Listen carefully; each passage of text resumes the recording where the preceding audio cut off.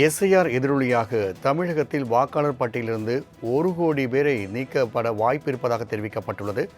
அண்மை செய்தியாக பார்த்துக் கொண்டிருக்கின்றோம். மேலும் சென்னையில் 1/3 வாக்காளர்கள் நீக்கப்பட்டிருப்பதாகவும் தகவல் வெளியாகியுள்ளது. கூடுதல் விவரங்களை செய்தியாளர் நந்தினி வழங்க கேட்கலாம். நந்தினி, இந்த எஸ்ஐஆர் மூலமாக 1 கோடி வாக்காளர்கள் நீக்கப்பட வாய்ப்பிருப்பதாக தெரிவிக்கப்பட்டுள்ளது. இந்த அதிர்ச்சி தகவல் குறித்தான கூடுதல் விவரங்களை பதிவு செய்யலாம்.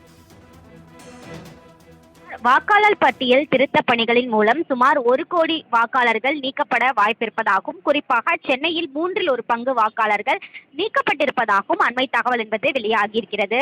தமிழகத்தில் கடந்த 1 மாதத்திற்கும் மேலாக நடைபெற்ற வாக்காளர் பட்டியல் திருத்த பணிகளின் மூலம் சுமார் 1 கோடி வாக்காளர் பெயர்கள் நீக்கப்பட வாய்ப்பிருப்பதாக தெரிவிக்கப்படுகிறது. தமிழகத்தில் கடந்த அக்டோபர் மாத கணக்கீட்டின்படி 6.41 கோடி வாக்காளர்கள் இருந்த நிலையில் அதிலிருந்து சுமார் 1 கோடி வாக்காளர்கள் நீக்கப்பட வாய்ப்பிருக்கிறது. சென்னையில் மட்டும் 40 லட்சம் வாக்காளர்கள் இருக்கும் நிலையில் அதில் சுமார் 15 லட்சம் வாக்காளர்களின் பெயர்கள் நீக்கப்பட இருப்பதாக தகவல் என்பது வெளியாகியிருக்கிறது.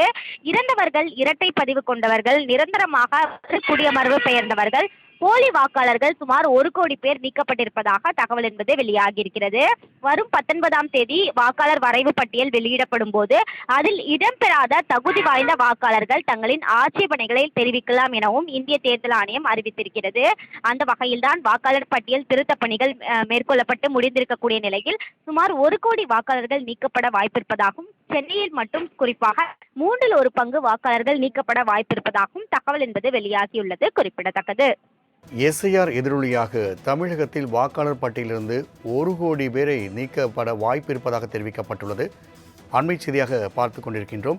மேலும் சென்னையில் 1/3 வாக்காளர்கள் நீக்கப்பட்டிருப்பதாகவும் தகவல் வெளியாகியுள்ளது. கூடுதல் விவரங்களை செய்தியாளர் நந்தினி வழங்க கேட்கலாம். நந்தினி, இந்த எஸ்ஐஆர் மூலமாக 1 கோடி வாக்காளர்கள் நீக்கப்பட வாய்ப்பிருப்பதாக தெரிவிக்கப்பட்டுள்ளது. இந்த அதிர்ச்சி தகவல் குறித்தான கூடுதல் விவரங்களை பதிவு செய்யலாம்.